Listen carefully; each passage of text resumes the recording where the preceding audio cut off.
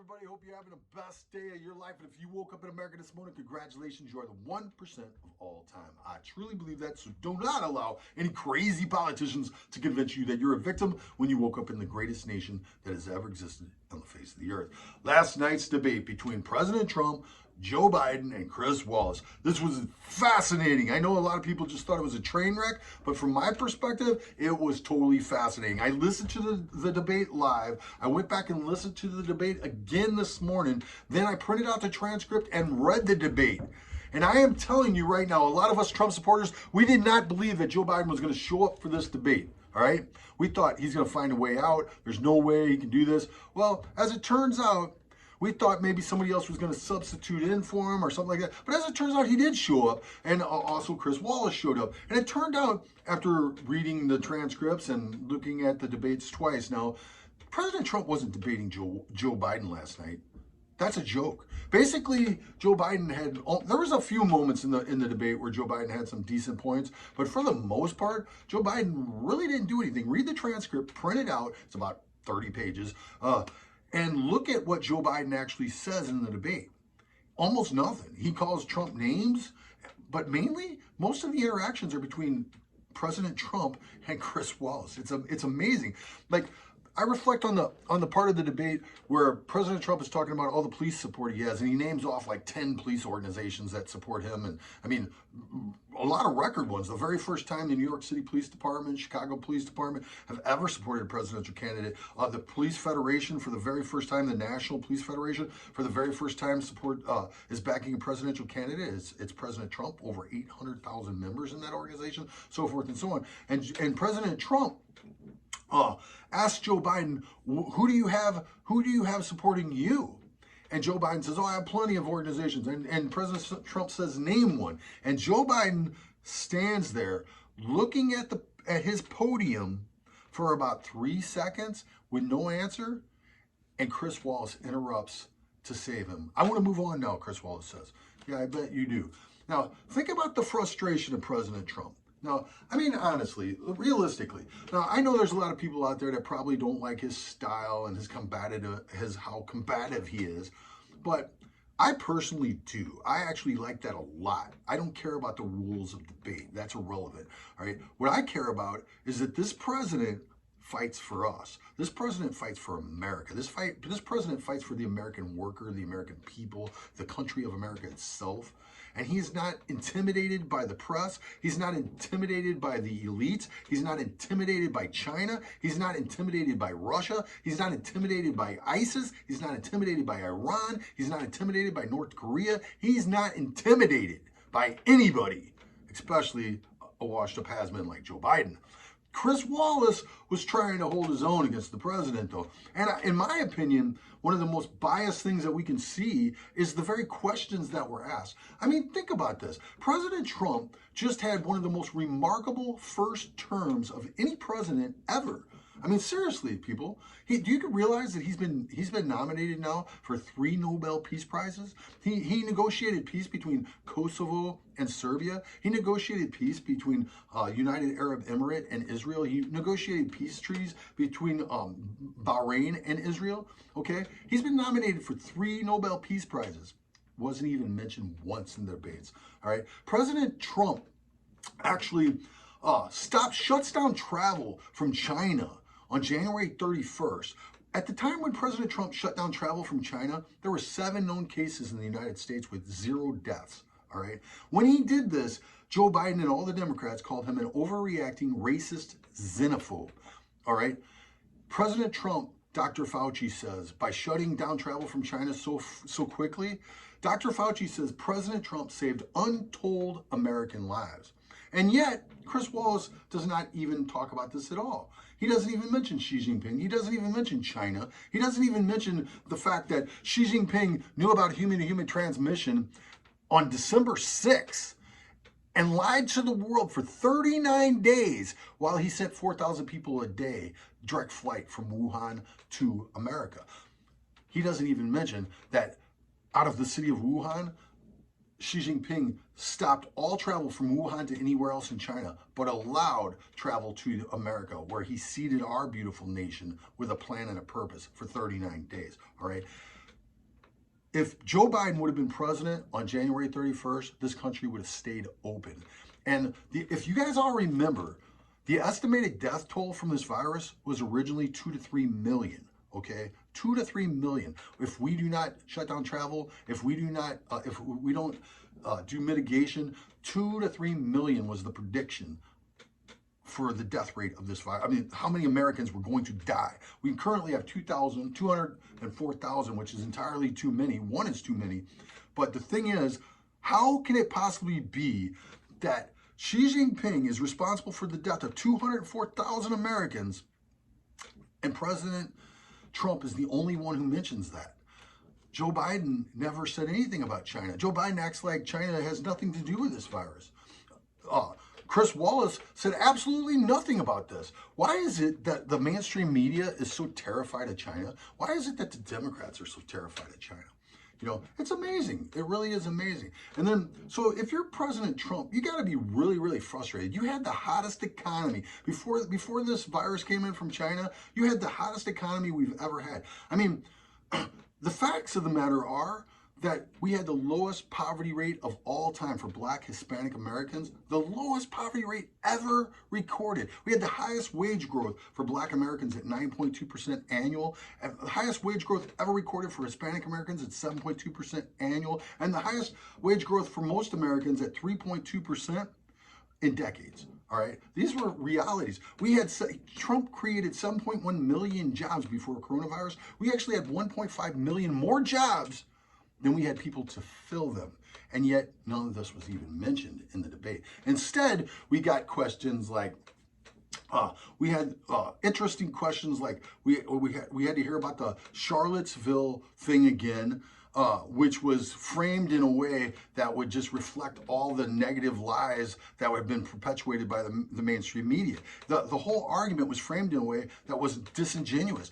Everyone who knows this, everyone who's read the transcripts, I have, if you haven't, read them yourself. If you read the transcripts, President Trump, it is very obvious, was not saying there was good people on both sides. He actually denounces the white supremacists. He actually denounces that in the very same statement. They actually have to edit that statement to get what they want to get out of it. They say that he said there was good people on both sides. He did, but he wasn't talking about the racist. He wasn't talking about the racist white supremacists. He was talking about the night before when they were protesting for the taking down of the statues and against the taking down of the statues. And everybody who's honest knows this. But Chris Wallace is not honest. Chris Wallace is a Democrat. Chris Wallace frames the question in a way that makes it sound like President Trump actually said what they accuse him of saying. He did not. Go back and read the transcripts for yourself. So when you're President Trump and you can see that the deck's stacked against you, you basically got a Democrat moderator with a Democrat opponent, and then there's you. And the Democrat moderator interrupted President Trump over and over and over and over again. The Democratic moderator saved Joe Biden so many times in this debate. It was crazy. And the way that the questions were all framed were insane. I mean, this had nothing to do with the American people. And, you know, I have listened to this live. I've listened to it on video. I've read the transcripts, and I am here to tell you this whole debate format is baloney. We need to get rid of this format completely. It is dishonest and nobody trusts it. Let me tell you what we need to do. Joe Rogan has offered to allow President Trump and Joe Biden to be in his studio, locked in alone for 4 hours. Just Joe Rogan, President Trump, and Joe Biden, Vice President Biden, for 4 hours on live stream, all right?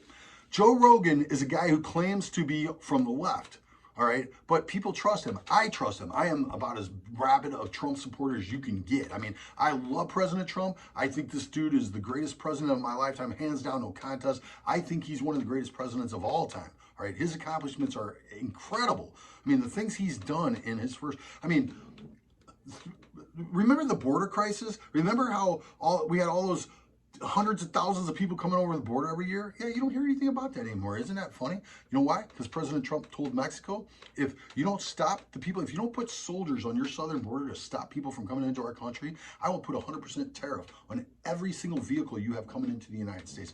Voila, boom, just like that. A problem that had been around since as long as I can remember was gone. And on top of that, President Trump has built 330 miles of border wall. Not even mentioned. Not even the whole invasion of our southern border, not even mentioned. The whole ISIS caliphate under President Obama, the ISIS caliphate started. These people were crazy. They were cutting people's heads off and burning people alive in cages and doing all this crazy stuff. President Trump destroyed the ISIS caliphate. President Trump ended all that, all right? President Trump is the very first president in since Jimmy Carter, actually, who actually did not start a war in his first term in office. As a matter of fact, he's trying to bring the troops home. He's signing peace treaties. He's walking across the DMZ with Kim Jong-un. Do you realize how ridiculous these questions were? They asked President Trump about his tax returns. They talked about white supremacy. Again, Chris Wallace, the Democrat, asked President Trump about critical race theory. President Trump banned critical race theory in the federal government. Chris Wallace framed this question as, why are you against race sensitivity training? Anybody who knows anything about critical race theory would just laugh at that outright. It's a ridiculous question. And Chris Wallace knows what critical race theory is, but he also knows that the majority of American people don't. If you don't know what it is, I got several videos on it. Look them up, and also look at a guy named James Lindsay. He will bring you up to speed. This is an evil doctrine that teaches that all of Western civilization is built on white supremacy, that all white people are racist, that all black people are victims, okay? The first thing they do is they try to explain to you that the concept of the individual is a white supremacist concept, that the concept of truth is a white supremacist concept. You need to not think in terms of the individual. You need to acknowledge your whiteness, and you need to acknowledge your privilege, and you need to basically kiss everybody's butt who's a person of color. And if you're a person of color, you're a victim. This whole system is systematically structured against you, and there's no possible way that you can succeed. This is really what these people teach. All right, it's insanity, and it's racist. And President Trump saw that, and he rejected it. It's been, by the way, this has been funded by our government and taught in our universities and our schools and our business places through the HR departments and in our government agencies for decades now. All right, Clinton started it, then Bush, then Obama. Trump is trying to put an end to it, and yet Chris Wallace frames the question, why are you against, what's wrong with racial sensitivity training, race sensitivity training?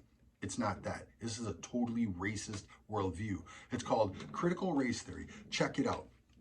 So if you're President Trump, you can see, I could understand why the guy would be frustrated.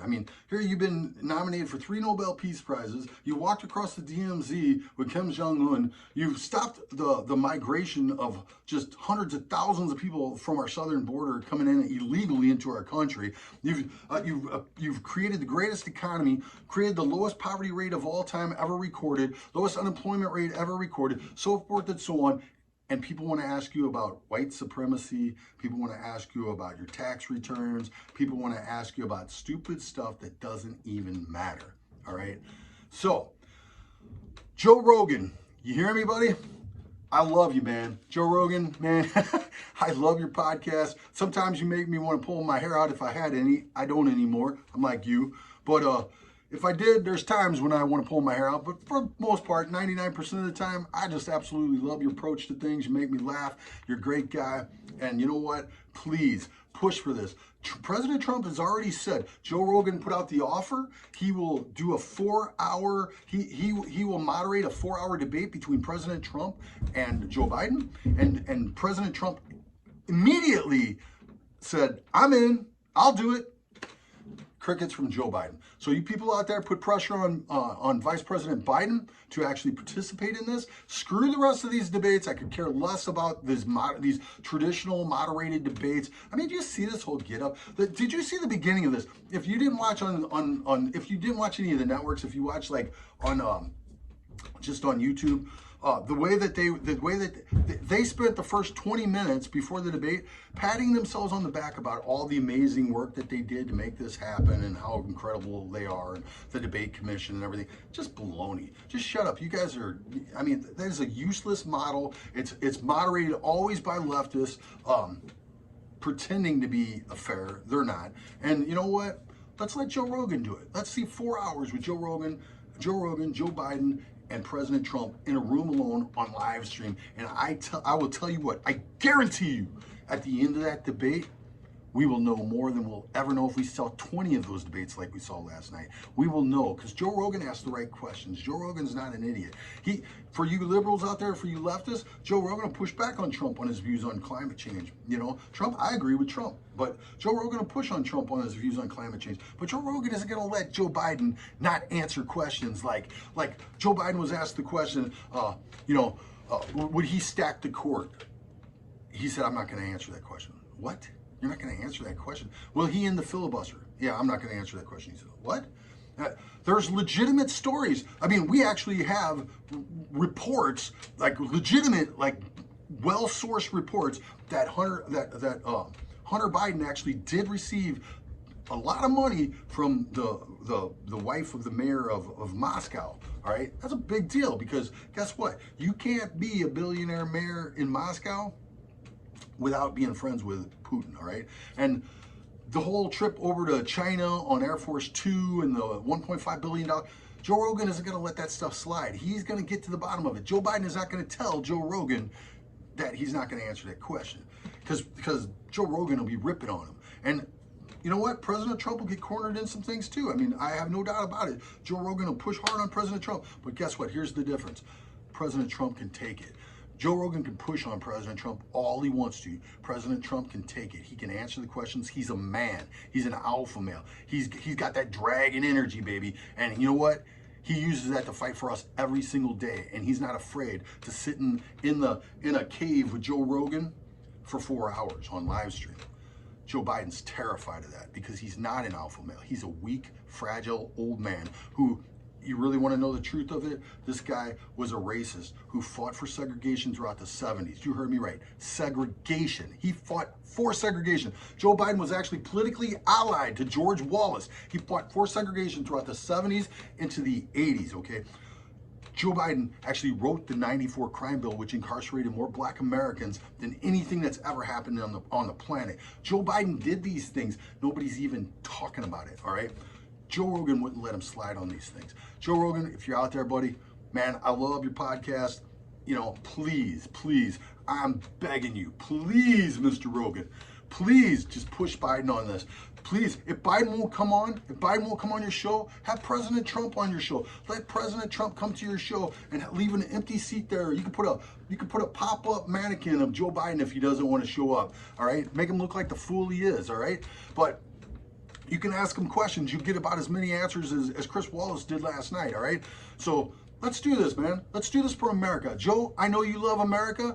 I love America. We know President Trump loves America. I'll give Joe Biden the benefit of the doubt that he loves America, even though I think he sold us out to China. I mean, the guy voted for NAFTA, China's most favored nation trade status permanently, and China to be a member of the World Trade Organization, all of which destroyed about 60,000 U.S. factories and destroyed the U.S. middle class. But hey, I'll just give him the benefit of the doubt. I'll say he loves America, all right? Let's get these guys together. Let's make this happen, Joe Rogan. Joe Rogan, you can save America. Let's cut this BS baloney mainstream media out. Let's let them know they're dead. They're a dead man walking. Let's let the mainstream media know that the old system is gone and that they are a dead man walking. That you, Joe Rogan, are going to be the moderator of the next debate. And if Joe Biden wants to chicken out on that, well, you could put up a little prop of him in the seat next to Trump, and you could have Trump turn and ask Joe questions and talk to you, and you guys could talk for 4 hours. I guarantee you that it'll be your highest